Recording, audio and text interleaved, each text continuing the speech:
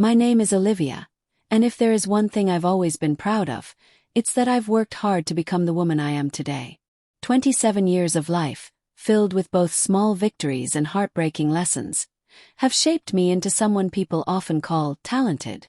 I smile when I hear that word, talent, as if it comes naturally. The truth is, nothing about my life has been easy or handed to me. Every inch of progress, every opportunity, has been carved out with sleepless nights, determination, and a little spark that refuses to die inside me. When I first joined the company, I walked in with my usual confidence, dressed in the most professional way I could manage, determined to prove myself. I told myself, this is your chance, Olivia. Don't waste it. But fate has a way of surprising us in the moments we least expect. I never imagined that within these polished walls, waiting in the boss's cabin, was someone who had unknowingly owned a piece of my heart for years. Her name was Alex. Even whispering her name in my mind brought back a flood of emotions I hadn't let myself touch in so long.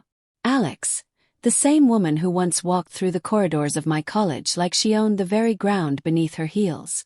She had been older, already pursuing her master's while I was still finding my way as an undergrad. She wasn't just beautiful. She was dazzling in a way that demanded attention. The kind of beauty that didn't ask for admiration but pulled it out of you naturally. Sharp, confident eyes. A smile that could disarm even the coldest heart. And a presence.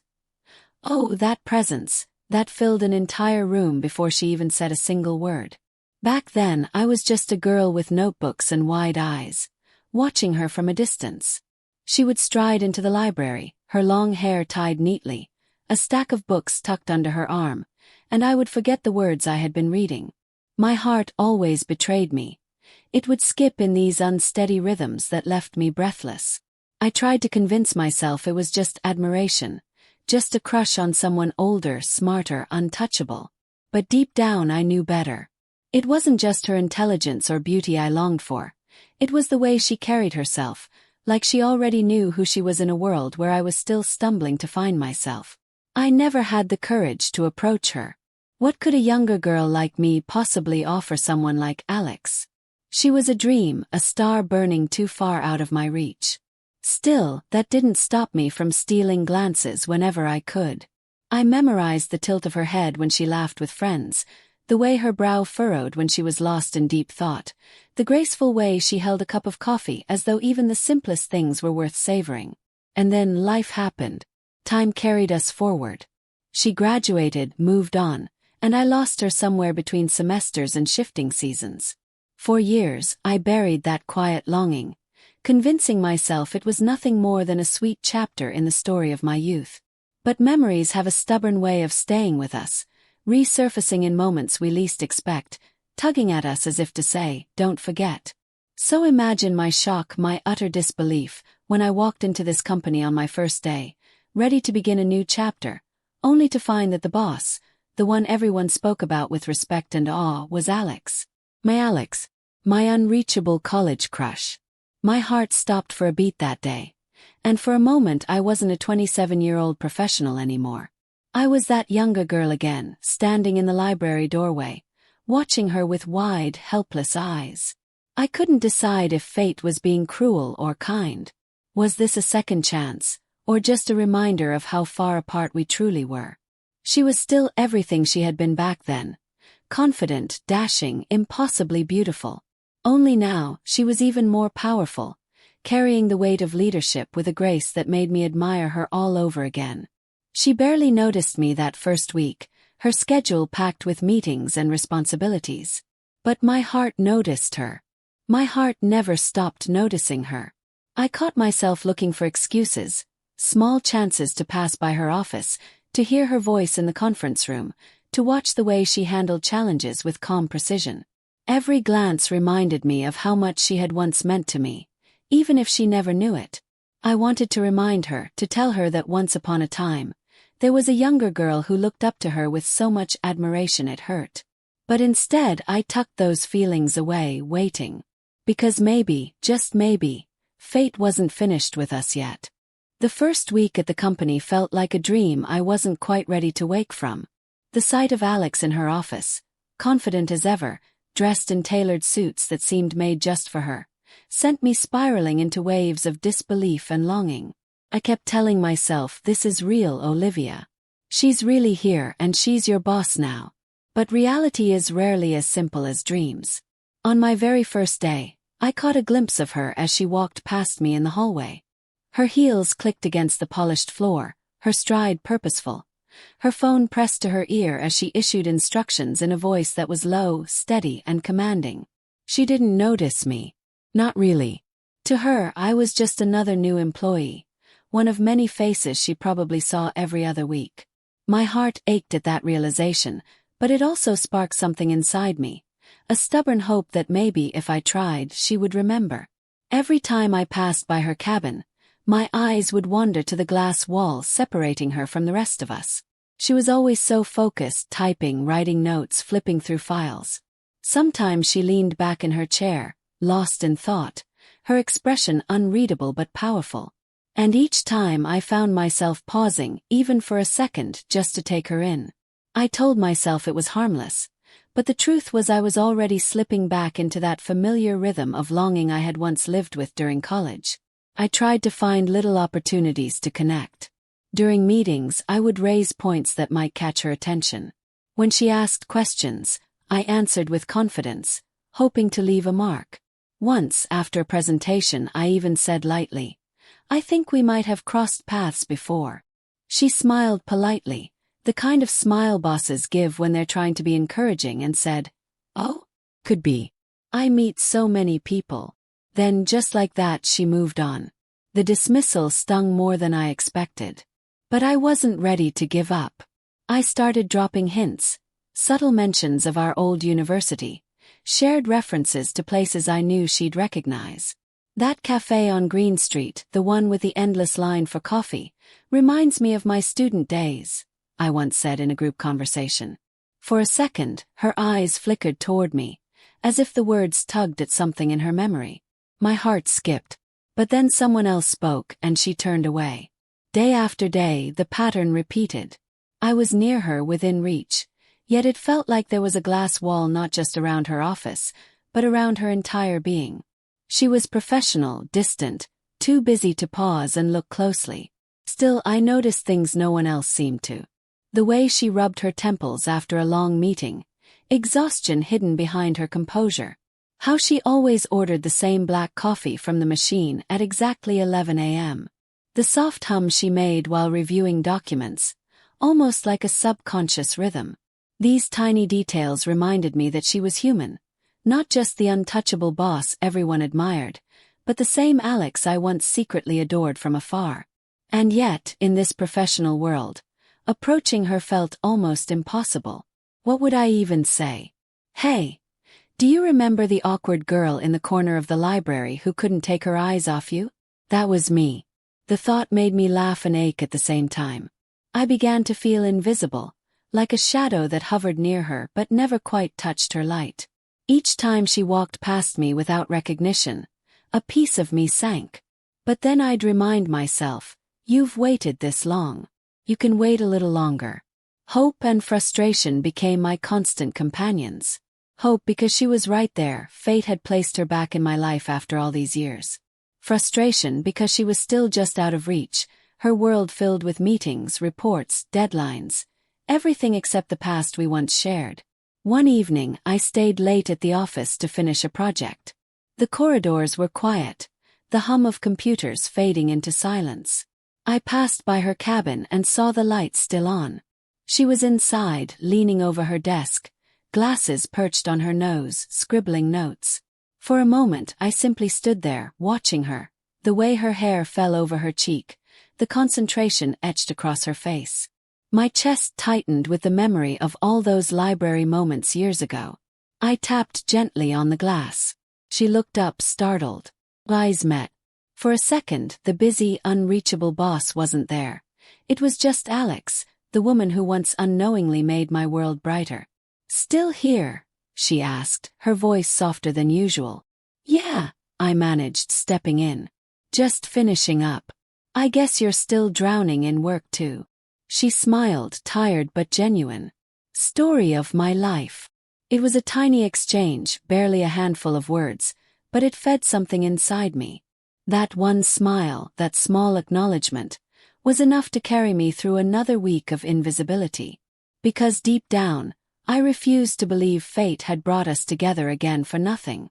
I told myself there had to be a reason, some unfinished thread pulling us back into each other's orbit. And I wasn't about to let it slip away so easily. So I kept waiting, kept trying, kept hoping that one day she would look past the busy schedules, the walls of professionalism, and truly see me. The girl who once adored her in silence.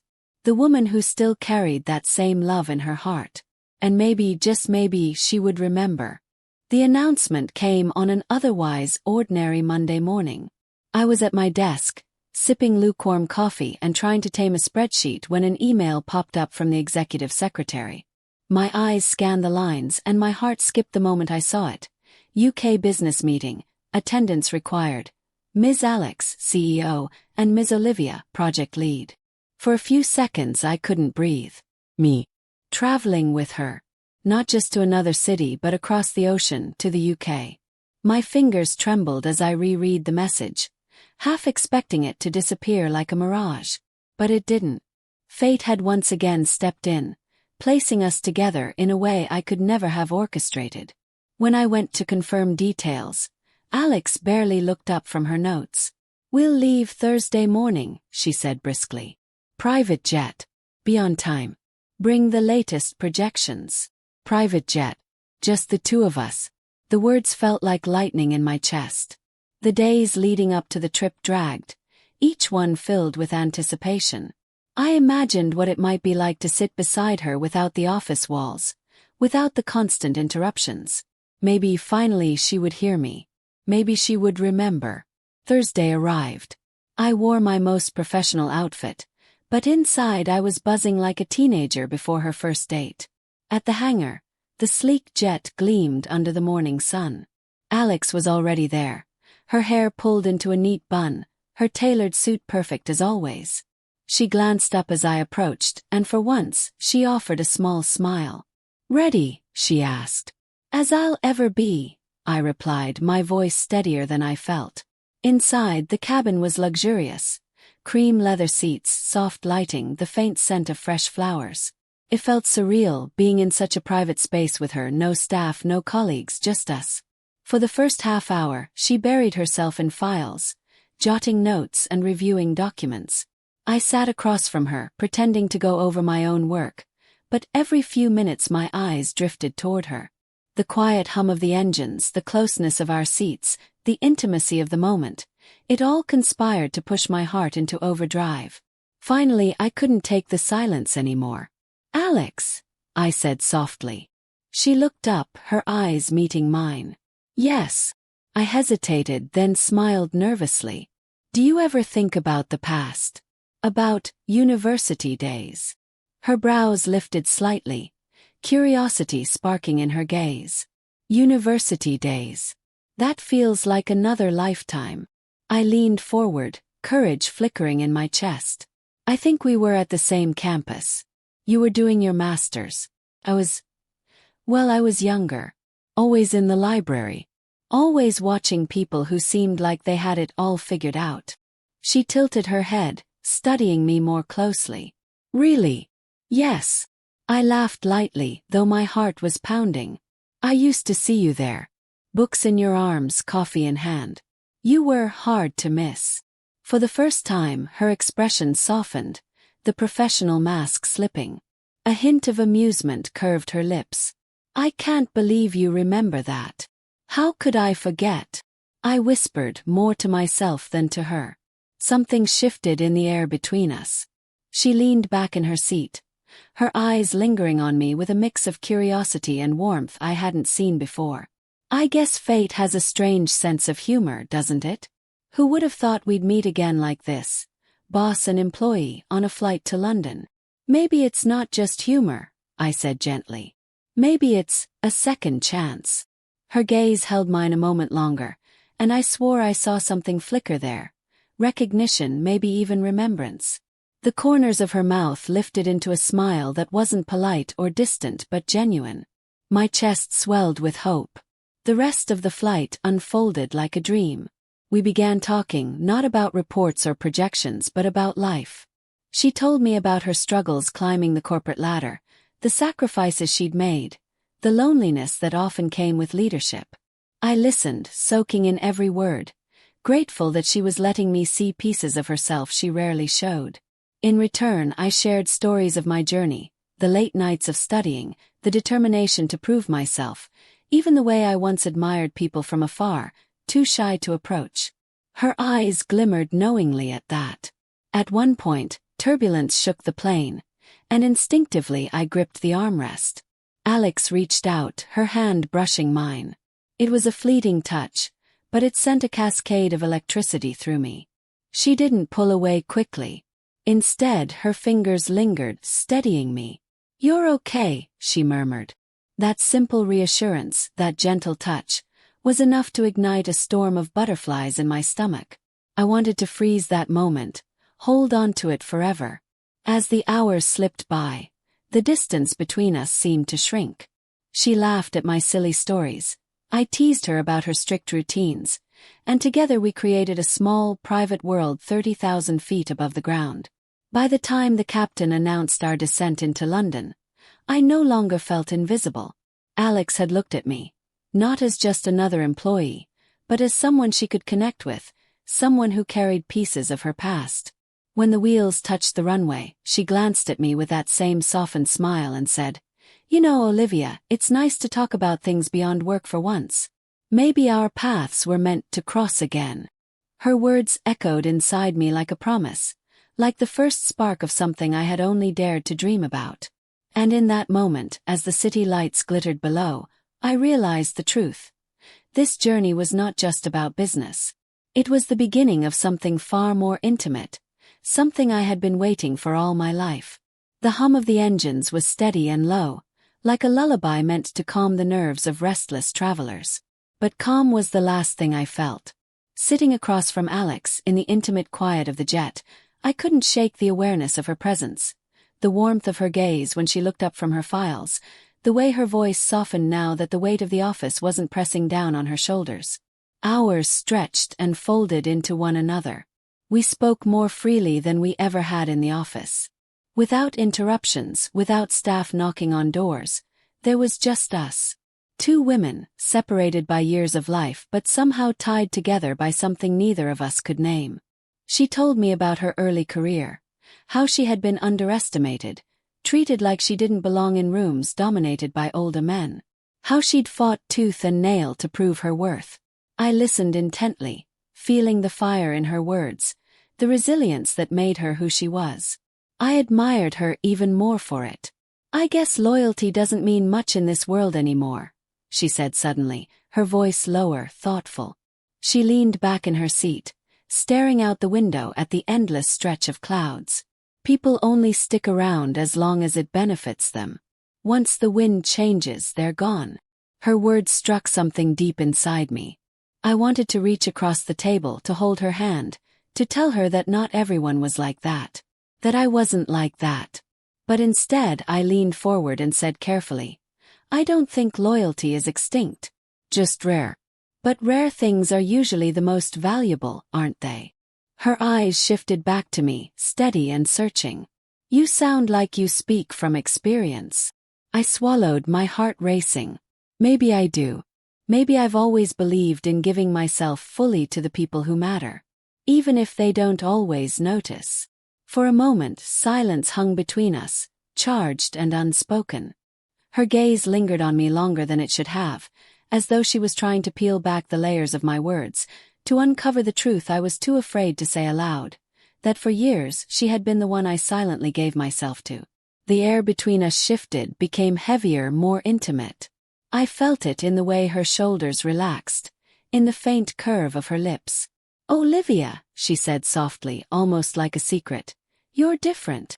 Those two words lit something inside me. My chest felt tight, my breath shallow. I wanted to ask what she meant, but part of me was too afraid to hear the answer, too afraid that if I pushed, the moment would dissolve. Instead, I let myself do something small, something brave. When the turbulence returned, A sudden dip that made my stomach flip. I reached across the space between us and placed my hand lightly over hers on the armrest. It wasn't calculated. It was instinct, a need to connect, to assure both of us that we weren't alone in the shaky air. Her hand tensed for a second, then slowly relaxed beneath mine. She didn't pull away. Instead, she turned her palm upward, letting our fingers intertwine. The contact was electric, a rush that traveled from my hand straight to my heart. We sat like that for what felt like forever, our joined hands resting quietly between us, saying all the things we hadn't yet found the courage to speak. Finally, she whispered, "You surprise me." "How so?" My voice trembled despite my effort to keep it steady. "You see me," she said simply. "Not just the boss. Not the woman with files and deadlines. You look at me like—" She trailed off, shaking her head slightly, as if the thought was too dangerous to finish. "Like what?" I pressed gently, needing to hear it. Her eyes locked onto mine, and for the first time I saw vulnerability there, a softness hidden beneath the layers of strength she always wore. "Like I'm someone worth remembering." The truth pressed at my lips, begging to spill out. "You are worth remembering. You've been living in my memory all these years." But the words stuck, tangled with fear. Instead, I tightened my hold on her hand, letting the gesture speak. The distance between us seemed unbearable. The cabin suddenly felt too small, too charged with unspoken emotions. My heart pounded as if it knew what was coming, as if it had been waiting for this moment since the day I first saw her in the library. She leaned in slightly, testing the space, testing me. Her eyes flickered down to my lips, then back up to my eyes, asking a silent question. My breath caught. This was it, the moment where hesitation could break us or bind us forever. I leaned in too, just enough to close the unbearable gap. Our foreheads almost touched, the warmth of her breath mingling with mine. Time slowed to a crawl, the steady hum of the engines fading into silence. Then softly, so softly it felt like a dream, her lips brushed against mine. The kiss was hesitant at first, almost questioning. A gentle press, the kind that asks, "Is this okay? Do you feel this too?" My eyes fluttered closed, and I answered her without words, leaning in, letting my lips mold against hers. It wasn't a kiss of urgency. It was one of discovery. Slow, tender, filled with years of unspoken feelings finally breaking through. Her lips were warm, softer than I had ever imagined. My heart raced, every nerve alive, every thought consumed by the taste of her, the feel of her. She pulled back just slightly, her eyes searching mine. "Olivia," she whispered, my name carried like a caress. I shook my head, breathless. "Don't stop." And she didn't. This time, the kiss deepened, still slow but more certain, as if she had finally allowed herself to believe in it. Our hands remained tangled, grounding us even as our worlds tilted. I felt the curve of her smile against my lips, and I knew, I absolutely knew, that this wasn't just a fleeting moment. When we finally pulled away, our foreheads rested together, our breaths mingling in the quiet of the cabin. My heart felt like it was glowing, too big for my chest. She exhaled softly, her thumb brushing against the back of my hand. "You really are loyal, aren't you?" I smiled, tears pricking my eyes. "To you. Always." In that moment, 30,000 feet above the ground, with the world stretching endlessly beneath us, I knew something had shifted forever. The woman I had once admired from afar was no longer untouchable. She was here with me, her lips still warm against mine, her hand still clasped in mine. And for the first time I believed that maybe, just maybe, fate had written this moment into our story all along. The first day in London was a blur of meetings. From the moment we landed, the company schedule took over. Conference rooms, presentations, polite smiles with strangers.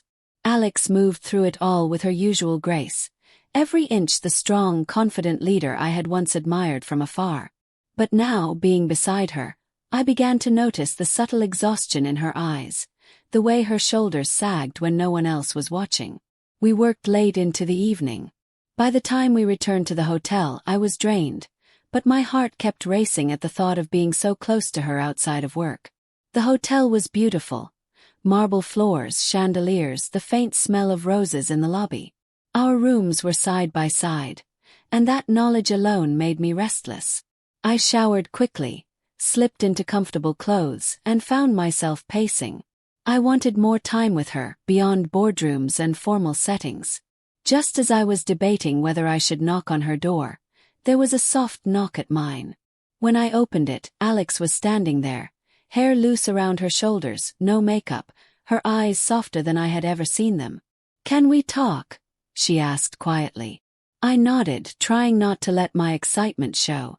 We ended up sitting together in her room, ordering a late dinner because neither of us had eaten properly all day. The mood was easy, natural. We laughed over silly things, shared bites from each other's plates, and for the first time, I felt like we weren't boss and employee. We were just two women, reconnecting after years apart. Later, we decided to go for a walk outside. The city lights shimmered against the river, and the cool air brushed against our faces. Alex tucked her hands into her coat pockets, and I walked close to her, feeling the warmth radiating from her presence. Every glance she gave me felt charged, as if words lingered just behind her lips, but she wasn't ready to say them yet. "I missed this," she said softly, breaking the silence. I looked at her curiously. Missed what? Being able to talk like this. Without roles. Without the pressure of work. Just as me. Her voice wavered slightly, vulnerable in a way I had never imagined. I swallowed hard, gathering my courage. "That's all I ever wanted, Alex. To be close to you. Not just as my boss, but as you." She stopped walking and turned to me, her eyes searching mine. For a moment time froze. Then she reached out, brushing her fingers gently across my cheek. The touch was so tender it nearly undid me. When we returned to the hotel, the closeness between us was undeniable. Inside her room again, I found myself standing near her, the air heavy with everything unspoken. She moved closer, her voice barely above a whisper. "Olivia, I've been waiting for someone like you. Someone loyal. Someone real. It's so rare these days." My chest tightened. "You don't know how long I've wanted to hear that," I said, my voice trembling. "I've had feelings for you since college, Alex. You were always more than just a crush. You were my dream." Her breath caught, and before I knew it, her lips were on mine. The kiss was gentle at first, cautious, but when I responded, it deepened. Her hands framed my face, and I clutched at her waist, pulling her closer. Every movement was slow, deliberate, full of emotion rather than haste. The kiss broke for a moment, and she rested her forehead against mine. "Tell me this is real," she whispered. "It is," I breathed. "It always has been." We kissed again, this time with more fire. Her lips were soft but insistent, her breath mingling with mine. My hand slid over her back, memorizing the curves, the warmth, the reality of her in my arms. She let out the faintest laugh between kisses, a sound that melted every remaining wall inside me. The next few days in London unfolded like a dream. During the day we played our roles, boss and employee, serious and focused. But in the evenings, the world shrank to just the two of us.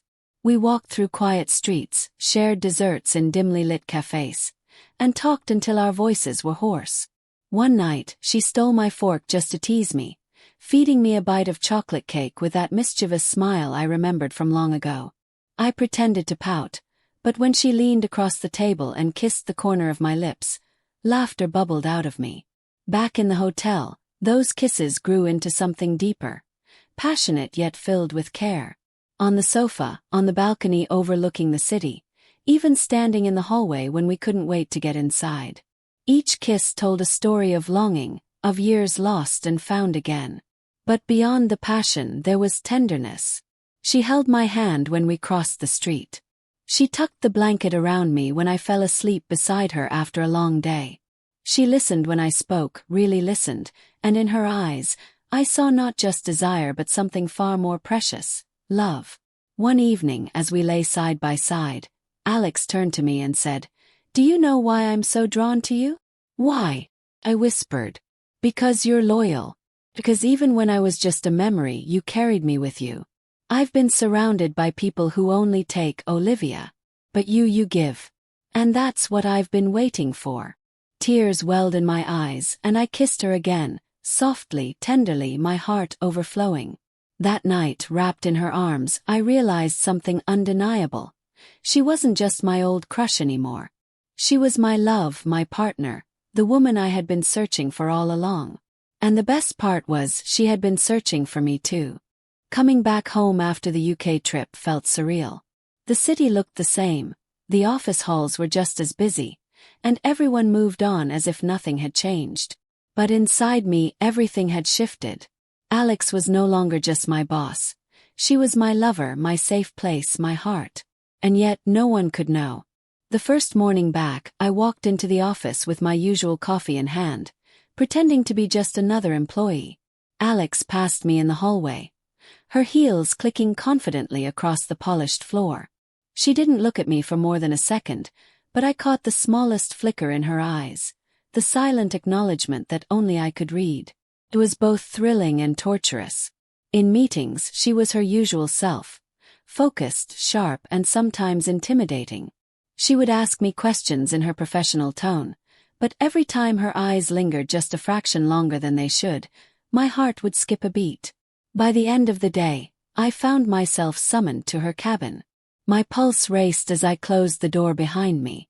Alex stood by the window, arms folded, the setting sun casting a glow across her profile. "I've missed you all day," she said softly, and my chest tightened. Before I could respond, she crossed the room and pulled me into her arms. The hug was long, protective, and I sank into her warmth, inhaling the faint trace of her perfume. When she kissed me, it wasn't the fiery passion of London nights. It was softer, slower, the kind of kiss that said, "I care, I'm here, you're mine." "Someone could walk in," I whispered against her lips, breathless. She smiled, brushing her thumb across my cheek. "That's why I lock the door." These stolen moments in her cabin became our secret world. Some days it was just holding hands under the desk when no one was looking. Other times it was a quick kiss when she pretended to check something on my laptop. And sometimes when the office grew quiet, she would pull me into her embrace, resting her chin on my shoulder as if she was letting go of the weight she carried all day. The contrast between her public and private self amazed me. To everyone else, Alex was untouchable. Strong, commanding, always in control. But with me she softened. She became gentle, caring, almost vulnerable. She would ask if I had eaten, if I was tired, if I was taking care of myself. And whenever stress lined her forehead, I would press a kiss there, reminding her she wasn't alone. One evening, I stayed late to finish a report. The office was nearly empty when Alex stepped into my workspace, closing the door quietly behind her. She looked tired, her shoulders tense. Without a word, I stood up and wrapped my arms around her. She let out a deep sigh, leaning into me. "I don't know how I managed all these years without this," she murmured. "Without what?" I asked. "Without someone to come home to. Even if home is just a locked cabin for now." Her voice cracked slightly, and I felt her heart beating fast against mine. I kissed her softly, reassuring her. "You're not alone anymore, Alex. You have me." Her eyes shimmered as she cupped my face. "And I'll protect you with everything I have. You mean more to me than you'll ever know." We kissed again, slow and tender, the office lights casting shadows around us. It felt dangerous and beautiful at once, as if the whole world could collapse and I would still feel safe in her arms. From then on, every day at work carried a secret layer of sweetness. A lingering glance, a brush of her hand, a smile only I understood. To others we were just boss and employee. But in our hidden world we were so much more. Two souls who had finally found each other again, holding on tightly, unwilling to let go. Outside the walls of the office, our love blossomed in ways I had only dreamed of before. What began as secret glances and stolen moments in Alex's cabin soon turned into evenings that belonged only to us. The first time she invited me to dinner, it felt different from London. Not about business, not about roles, but about us. She picked a quiet restaurant on the edge of the city, the kind where soft jazz filled the air and the tables were tucked into warm corners. She insisted on ordering for me, remembering my favorite dishes from conversations we'd had on the jet. When the waiter left us alone, she reached across the table and laced her fingers with mine, her thumb brushing circles on my skin.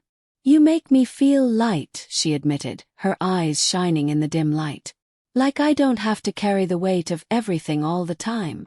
My heart swelled at her words. "That's all I want, to make life easier for you. To make you happy." Her smile was soft, tender, unlike the confident smirk she wore in the office. When she leaned over the table to kiss me, it wasn't hurried or stolen. It was full, slow, lingering. For the first time, I kissed her without fear of being caught, and the taste of freedom mixed with the sweetness of her lips left me dizzy. Our weekends became sacred. Sometimes we would drive to the countryside, windows down, music filling the car as she reached over to hold my hand. Other times we stayed in, cooking together in her apartment. She would tie her hair back, hand me a knife to chop vegetables, and sneak kisses between stirring the pot and setting the table. One Saturday night we sat curled up on her couch, a blanket draped over us, a movie playing in the background that neither of us was really watching. She rested her head on my shoulder, her arm wrapped around my waist. I turned my face slightly, pressing a kiss into her hair, inhaling the warmth and comfort she carried. "Do you know how much I cherish this?" she whispered. "Tell me," I said, brushing my lips against her temple. "That I can be myself with you. That you see me not as your boss, not as some perfect figure, but just as Alex. Flawed, tired, sometimes silly. And you still look at me like I'm everything." Tears pricked my eyes and I turned her face toward mine, kissing her deeply. The kiss started soft but grew more passionate, my hands cupping her cheeks, her fingers tightening around me as if she was afraid to let go. The world outside that apartment ceased to exist. There was only her breath, her warmth, her heart beating in sync with mine. Later that night, after laughter, long talks, and too many kisses to count, she held me close in bed, her fingers tracing lazy patterns along my arm. "You're the first person I've ever truly trusted," she confessed.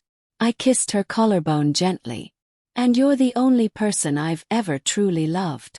Our relationship became a sanctuary. At work, she was still the composed, untouchable Alex everyone admired.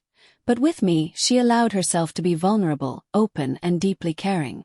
She listened when I spoke about my dreams and fears, encouraged me when I doubted myself, and celebrated even the smallest of my achievements. In return, I gave her the loyalty and affection she had been searching for.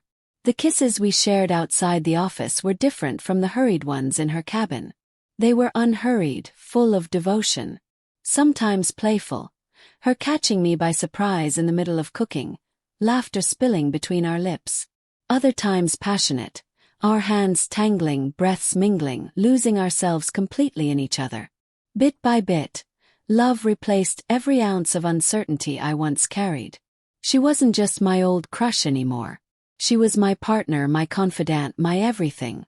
And with every kiss, every hug, every whispered promise, our bond grew stronger, built on a foundation of love, care, and trust that neither of us had ever known before. It was late one evening when Alex finally let her guard down completely. We had spent the whole day together, first at work and then dinner at her apartment. The city lights twinkled outside her window, but inside, the world felt still, quiet, almost sacred. She sat beside me on the couch, her hand holding mine so tightly it felt as if she was afraid I might disappear. Her eyes lingered on me, softer than I'd ever seen them. After a long silence, she spoke, her voice trembling. "Olivia, there's something I need to tell you. Something I've never admitted to anyone." I turned toward her, my heart racing. "You can tell me anything." She drew in a shaky breath. "For years I've been lonely. Surrounded by people, yes, but never truly seen. I buried myself in work, convinced that maybe love wasn't meant for me. I watched others build lives together while I came home to empty apartments, cold dinners and silence. And somewhere along the way, I told myself that maybe this was all I deserved. Her voice cracked, and my chest ached with the weight of her pain. I reached out, cupping her face gently. "Alex!" She leaned into my touch, her eyes shimmering. "And then you walked back into my life. This girl I remembered as bright, loyal, and full of light. I didn't even realize how badly I'd been waiting for someone like you until you reminded me what love could feel like. Olivia. You are the one I didn't even know I was waiting for." Tears filled my eyes, and I couldn't hold back anymore. I pulled her into my arms, holding her as if I could shield her from every lonely night she had ever endured. Her body trembled against mine, but when our lips met, the kiss was pure emotion, raw, deep, overflowing with everything words couldn't say. "I've loved you for so long," I whispered against her lips. "Since college. Since the very first time I saw you. You were always more than just a dream, Alex. You were the piece of me I never thought I'd have." Her forehead pressed against mine, her breath warm and shaky. "Promise me you'll never leave." I kissed her again, slow and steady, as if sealing the vow with every touch. "I promise. Always." We stayed wrapped in each other's arms, her fingers tangled in my hair, my head resting against her chest as I listened to her heartbeat. In that moment, every wall she had built, every doubt I had carried, all of it melted away. It was no longer about stolen moments or secret kisses. This was love in its truest form. Two hearts, broken and mended, finding home in one another. And for the first time in years, Alex whispered into the quiet night, "I'm not lonely anymore." Sometimes when I think back on how everything unfolded, it feels almost unreal. Years ago, Alex was just a dream, a distant figure I admired from the shadows of college hallways. I never believed I would see her again, let alone hold her hand, kiss her lips, or hear her whisper that I was the one she had been waiting for. But fate has a way of weaving its threads in silence. It waited patiently, guiding us back into each other's lives at the moment we both needed it most. One evening, not long after her confession, Alex and I walked along the riverbank as the sun dipped low, painting the sky in soft shades of pink and gold. The world was calm, the water glistening like a secret shared between us. She slipped her hand into mine, her thumb brushing gently against my skin, and I felt the quiet strength of her love in that simple touch. "I still can't believe I have you," she murmured, her eyes glowing with the sunset. "You always had me," I whispered back. "Even when you didn't know it." She stopped then, pulling me close, and kissed me softly under the fading light.